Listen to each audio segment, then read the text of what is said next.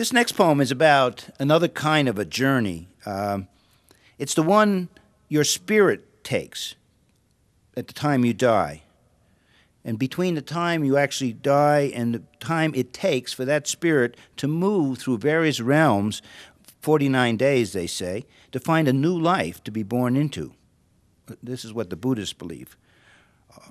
And may we be saved from the fearful, narrow passageway of the bardo. May we be placed in the state of the perfect Buddhahood. So I wrote this poem after reading the Tibetan Book of the Dead, and these are sort of my thoughts on that book. On reading the Tibetan Book of the Dead. When I am reborn, does it have to be here on this planet, Earth? Or can I go to another planet, be reborn as a Martian, or one of the sentient beings somewhere on one of Saturn's 18 moons? Do I have to be reborn in this galaxy? How far can I go in 49 days at the speed of light? Could I wake up in some unnumbered star cluster, squeezing through the birth canal in the armpit of a magenta 3S being? Or can I go far beyond this, to another side, a place not even in this universe, a place where I read another Book of the Dead and ponder my past life in a galaxy far away?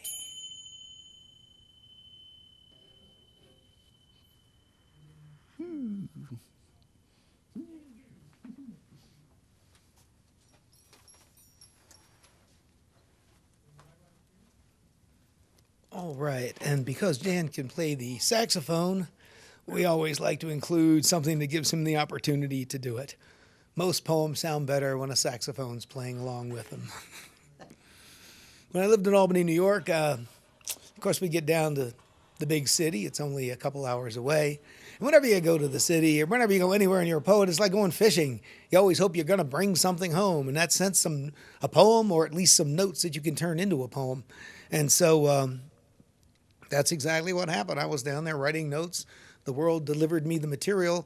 I just had to put it in an okay order and figure out how to say it. And that's what this is about. It's called Manhattan Blue. I walked out in the world and saw the whole duck walk of life.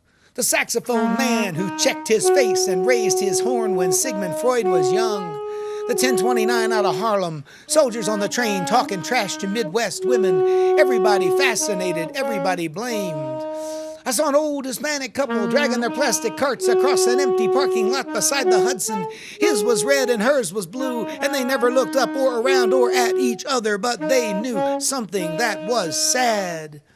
3 a.m., strolling down 6th Avenue after the Blue Note Midnight Show. Street vendors are still out vending old issues of discount magazines and useless prophylactics. I saw a little dog with a peculiar limp drag his owner to the curb. I smiled at beggars, hummed a tune, and dreamed I heard it rain. It was a most unusual dream. Without pictures, it was a portrait of the rain coming down at such a slant.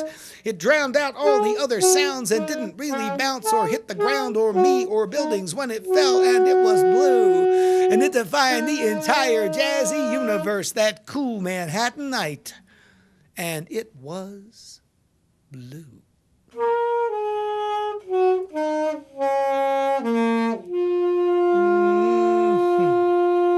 Oh, yeah.